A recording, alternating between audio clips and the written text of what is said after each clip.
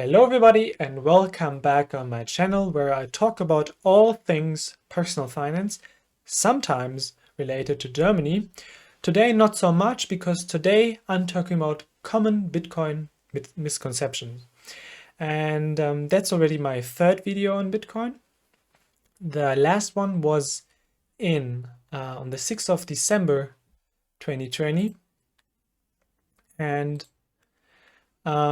yeah, it turns out this would have been or this was a perfect timing in the review mirror, because since then Bitcoin's price has 3x'd. Yeah, my last video was when we were sitting at about 19k, just below the all-time high from 2017, and now we made it to 56k, crossed 60k for a few hours, but then bounce back. So that's where we are now. And to yeah, for a little more context, in my December video, that's the Bitcoin stock to flow chart I was showing. And so in late 2020 we were sitting here, and then now you can see that this stock to flow chart is actually until now quite accurate. So the question is the stock to flow chart forecasting the price, or is the price forecasting the Bitcoin stock to flow model? Yeah, but I just wanted to point that out because actually in December, this chart, as you can see, was forecasting that there should come some kind of major rocket ship takeoff, and that's exactly what happened until now. Question is now, of course, what's next for Bitcoin? Because as I have the feeling, as the higher the price gets, the more critics come around, the more false information is spread around, the more media talks about it, the more yeah, misconceptions there are. And that's today's topic. So that's where we are now again. And we're gonna tackle each misconception in my mind one by one. So the first one is Bitcoin has no intrinsic value. That's the thing you heard first, right? When you tell a friend about Bitcoin has no intrinsic value. I can't touch it. I can't eat it. I can't use it as something I give to my girlfriend or my wife. What can I use it for? Where's the value? There's no internal value, right? No. What is value? Yeah, and in my mind, value is utility times scarcity. So obviously, the utility is up for discussion. But this scarcity point, of course, is done and dusted. There are only ever going to be 21 million Bitcoin, and so point scarcity is done. Bitcoin is really scarce, most likely the most scarce asset we have ever had. And then the question comes to utility. Yeah, and we're going to talk about utility in a few seconds, but yeah, what I like to show when people come to me and say, "Hey, Sam, what is this?" Yeah, it has no intrinsic value. Then I ask them then you often ask them, what intrinsic value does the US dollar or a euro banknote have? Yeah, what's the intrinsic value of a euro banknote? Zero, obviously. And that's a picture from Venezuela. Obviously, they had a hyperinflation there in the last years, and they actually use the banknotes to make bags and other small items, because yeah, you can really see the intrinsic value of these notes is zero, or very close to zero at least. And yeah, that's why I don't want to. I hate this term intrinsic value. That's what I'm going to say. Okay, then next, Bitcoin is only used by criminals. Talking about dark web activity and so on. And these voices are getting quieter, and that's why I also put this only in brackets, because since institutionals and companies, and namely also Tesla with Elon Musk, got on board, these voices are getting quieter. And what is often mentioned in this context is that Bitcoin is this anonymous money, and that's BS. Bitcoin is not anonymous at all. It's pseudonymous, basically just like any social media profile you have. Of course, you can do this also very public, but you can use a nickname and so on. So that's Bitcoin actually has a very high transparency. As soon as you know that the check in and then check out of where the fiat goes into the Bitcoin space, or where Bitcoin leaves for fiat, you basically know everything. You know, you can track back every transaction. And first misconception really is Bitcoin is not anonymous. Bitcoin is pseudonymous, and therefore way more transparent than any US dollar euro system and so on. Then let's talk about Bitcoin is too expensive. Yeah, I recently heard a German public television show or news report where the question was, should private investors now still get into Bitcoin? And the answer was, yeah, if any private investor has 56K laying around, he can try.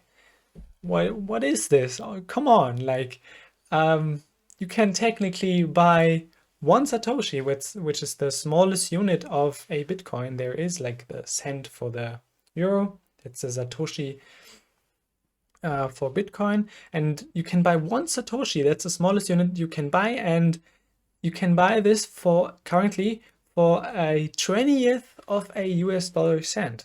Yeah, and that means Bitcoin is in these terms way more accessible than the stock market, where you often have to have stock splits and so on, that you can buy whole shares again.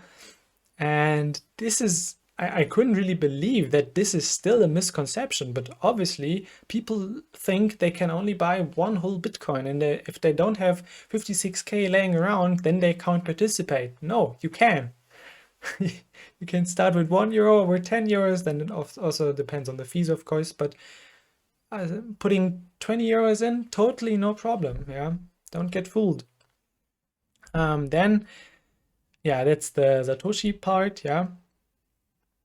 So 100 million Satoshis are one Bitcoin, and one Satoshi is the smallest unit of a Bitcoin you can buy, and that currently sits about 0.05 US dollar cents, as I said.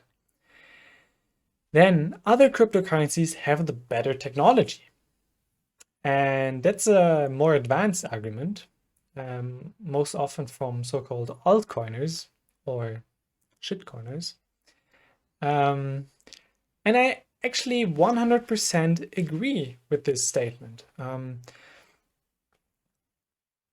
Arguably, but in my mind, smart contract platforms have the better tech. Yeah. But there is no more true Bitcoin competitor. Yeah. Don't take Ethereum, as I said in last video already, or Tether or Tether, or any other of these other coins as a Bitcoin competitor. Probably the most likely Bitcoin competitors were Bitcoin Cash and Bitcoin SV, but you can see with them going down in the coin market caps rankings, people really lose don't believe in this anymore. And currently there is no competitor for Bitcoin. Yeah, and I don't even think that any Ether guy would claim that. Yeah. Then Yeah, as I said, Ethereum's competitor is not Bitcoin. Ethereum's competitors are Polkadot, Cardano, and all other smart contract platforms, but not Bitcoin. And I want to also bring up the question, what do we mean with better? Because better implies that two things are comparable, and Bitcoin and Ethereum are not comparable. Bitcoin is smart programmable money and acts as a technology platform for decentralized apps from the DeFi space. And as I like to call it, Bitcoin is just the better fridge or freezer. It's just this pure store of value. Yeah. And what do I mean with Bitcoin is the better freezer? Sentence trademarked by me. Basically, I want you to think about, normally you use money as a store of value. Yeah, what you do is, for example, you in your youth and in your 30s and 40s and 50s, you work a lot, especially for retirement. Yeah, because then you put some money on the side, and then in retirement you can live from that. Like the I forgot the English name for this animal, but this animal that runs around the trees and that collects nuts, and who does this for the winter. Yeah, this is the store of value, what I'm talking about, the store of value function. And with our current fiat systems, you don't really have this store of value function anymore. It's all melting away in inflation. And you might say, come on, Sam, there's like 1 or 2% inflation. Yeah, but that's the official price index inflation. But to me, inflation is compare the stock to what's newly printed or minted. And then you're talking about rates of, I don't know, 15, 20% at least. Yeah, look at the M2 money supply, as I did in my last video. The M2 money supply in the United States increased by 50%, or don't get me wrong, might be 20 to 50% last year alone. That means that every fifth or every second US dollar that is in circulation was printed just last year. That's, to me, that's completely mind-blowing. And yeah, that's what I mean. Today you cannot just take cash, take your euros, put them on the bank, and get them out again when you are retired to buy food and to buy your rent and stuff. You can't do that because it loses so much value. Might not until now lose so much value in terms of what you can buy with it in terms of food, but what rent you can pay, what stocks you could buy. This is all heavily inflated in my mind. And it will continue to be like that because this is this inflationary system we live in. And we're going to get back to on that point in a second. Then Bitcoin's transactions are too slow and expensive.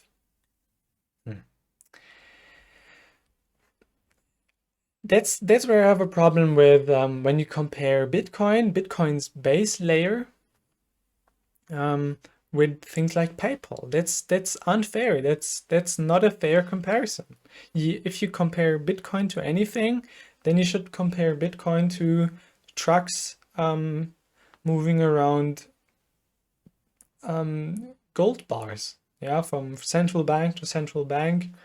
That's what you compare the Bitcoin mainnet to, but you can't compare the crypto main layer to the fifth layer of our current fiat system, which is PayPal or Visa. Yeah, and that's why I think this statement is just not fair. And I think the main layer is already way better. If you compare main layer to main layer, it's way better because, come on, how do we move around? Think about the effort it takes to move around gold bars or tons of cash, or how would a central bank today make a transaction to another central bank worth billions of US dollars. Yeah, but with Bitcoin you can do that for a couple of dollars in fees. Yeah, unimaginable in the fiat money system. So that's why I'm saying don't compare Bitcoin's main layer to fourth, fifth layer applications in our current system. So then you should take the Lightning Network, which is Bitcoin, soon to be Bitcoin's second layer technology that can handle way more transactions on a for little to no fees. So that's what I want to say to that. And then, yeah, probably my most favorite point of all, Bitcoin's energy consumption is too high. I think, of course, when I started to get into Bitcoin and stuff, I also didn't know all this. But I think people who say that don't understand how Bitcoin works and how proof of work. What's the concept into proof of work? And proof of work, if you don't know, is the consensus algorithm behind Bitcoin's blockchain. And proof of work basically says you can verify transactions if you show me that you have done work, and the work that is done is, let's say, calculations or solving of problems, algorithmic, technological problems or mathematical problems. And this process is called mining, as you probably know. And this mining has become very, very hard because these problems that need to be solved have become very, very hard with the time. And that is because the harder these problems are, the safer the network is. Yeah. And this is like an auto adjustment from Bitcoin. In the beginning, where there was not much interest, and there it technically would have been able to stop the network, because one party could have bought all mining power and then changed the Bitcoin code or something like that. But no one did that. This because Bitcoin wasn't all that interesting, and nobody saw coming what would happen with Bitcoin until today. And so that's why this huge amount of energy that goes into Bitcoin mining and therefore securing the network is not there just for fun. Yeah, it's meant to be there. Yeah, the energy consumption is meant to be high, because it secures the network and makes sure that no party alone can get hold of control of the network alone. And yeah, and then I want to talk about this point, like who tells us or who decides what we can use energy for. Yeah, like I think people don't think about that. People don't think about that their Netflix streaming, YouTube streaming right here, or many other things, they all use energy. And I recently read that all Netflix streaming alone is close to the same energy consumption of what Bitcoin has. And then people also forget it takes a lot of energy to get gold out of the ground. Yeah, and it not only takes a lot of energy, but it also it's directly polluting the environment, because you need quecksilver and all these kinds of stuff for gold mining. Yeah, and come on, like my major point is we should have freedom to choose what we use our energy for, as long as it's someone pays for it, and if people have fun with it and people see a utility for that, let people do that. I also don't come to you and say, I don't think that what you are doing is is useful enough for society, and therefore I won't let you waste energy for it. Like, this is, to me, this is socialism. Yeah. Don't play the energy police to me. Um, yeah, that's what I want to say about that. And actually, you gotta know that with our renewable green energy systems, especially with them, there's always a lot of surplus energy in the market, because obviously we can't really predict 100% predict the energy consumption. Therefore, we always need a little bit more than the energy is used, because energy could peak up any second. Yeah. And but this overhead energy has then to get out of the system. Yeah, because energy can't be just deleted or something. And Bitcoin actually can make use of this excess energy very, very productively, because it basically doesn't store it in any kind of battery or H2 tank, but it stores it in money. Yeah, you can, it doesn't matter if you mine Bitcoins at night or at day, or in Alaska or in California. Yeah. Wherever there's excess energy, it can be used and stored not in terms of energy, but in terms of capital. Yeah. And for Bitcoin mining, I think the incentives are aligned. You are really incentivized to, or actually, you can only mine Bitcoin nowadays when you have very low energy cost. Yeah, you can't mine Bitcoin anymore in Germany productively or yeah, profitably, because our cost of electricity is just too high. Yeah, and how do you get the electricity cost down? Yeah, that's very often the case when you're using something like hydropower or solar.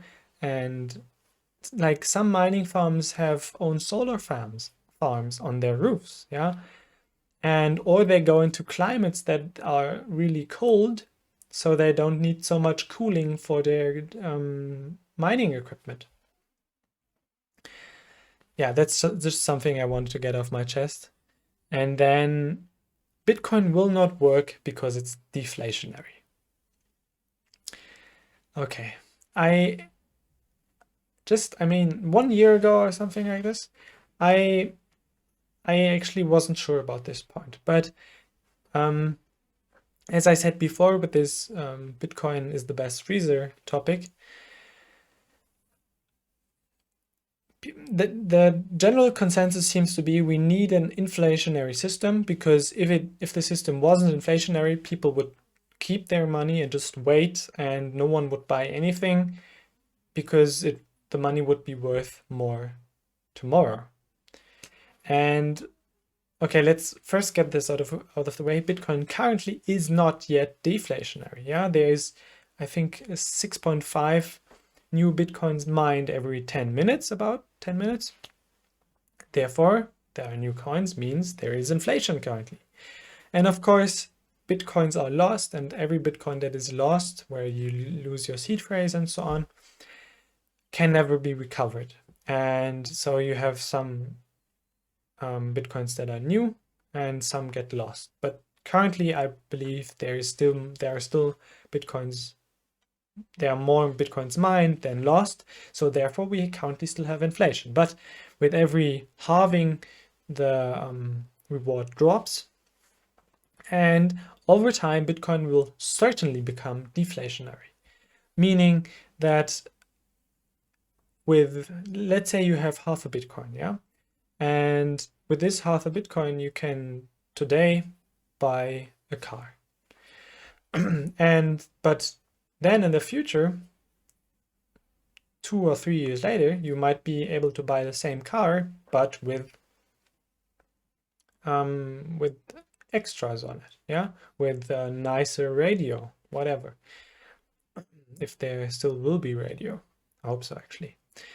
And this is totally unimaginable today. Yeah, you don't have 100 euros and expect 100 euros to have more purchasing power in 3 years than you have today. Yeah, and therefore, it really doesn't make sense today to hold cash, as I said before. And therefore, people either spend it. Yeah, you have people buying all kinds of not really useful stuff in my mind just because it needs to be spent, because tomorrow I can buy less for it. Yeah, therefore spend it. Or we have people investing it, and therefore we have this huge inflation in asset prices, yeah, in equity prices and in real estate prices, for example. But I think I think very much about this point is about the concept of opportunity cost. Yeah.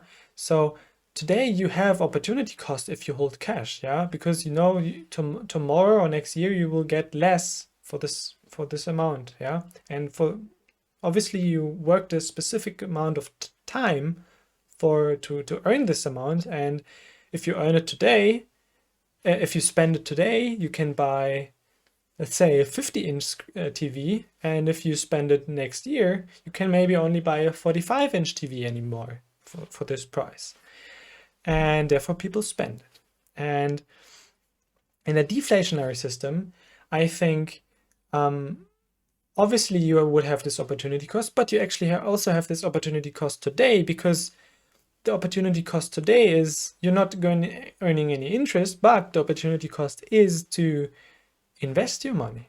Yeah, you invest your money in the stock market or in real estate or on artworks. I don't know. That's today's opportunity cost. People always act like today there is no real opportunity cost. Yeah, but there is. Certainly it's not risk-free opportunity cost, but in deflationary system, you only have this opportunity cost more real, yeah, because you can just hold cash and it will be like an investment basically. And yeah, I think in a deflationary system, people will still buy stuff. Yeah, obviously, if you're hungry today, and you will be, and if you're thirsty, you will be, and therefore you will buy something to eat. And but what will probably will be reduced is, yeah, buying low quality stuff. Yeah, and therefore also producing low quality stuff just for consumption. And I think that would be healthy for humans, for us humans, and for the environment, because we don't just waste resources and stuff that we use half a day and then we never look at again, ever. Okay. And that's about it. I think, personal opinion, yeah, no investment advice. We could still have a long way to go in this cycle or in this year. Maybe that's the last cycle, we don't know. I think with all of this happening right now, with the popularity gains and especially with the macroeconomic situations, with all this money printing and uncertainty in terms of inflation, this could very well be, in my point of view, it could very well be that we don't see a 80% pullback this time. But if you look at the stock to flow model, then you get the impression that 60K might very likely not be the limit, or might have been the limit, but we might get to 100K actually. And I think currently we are in a very good path for that. And I think what needs to happen next is that either time passes, yeah, people get more educated, more people can become interested, more Bitcoins are lost, therefore higher price, and more institutions, or especially companies, publicly traded companies, that maybe get in. Yeah, Tesla was the first one. Who is next? That's the question. And yeah, that's all I gotta say today. Bear with me. I hope you liked this new format, and if you did, and if you want to know more about personal finance, or if you have a question about investing and personal finance in Germany, then I invite you to join the Telegram group, our Telegram group. We have a bunch of nice people in there currently. And yeah, hope to see you there. Have a good week. Bye bye, and remember, just be lekker. Bye bye.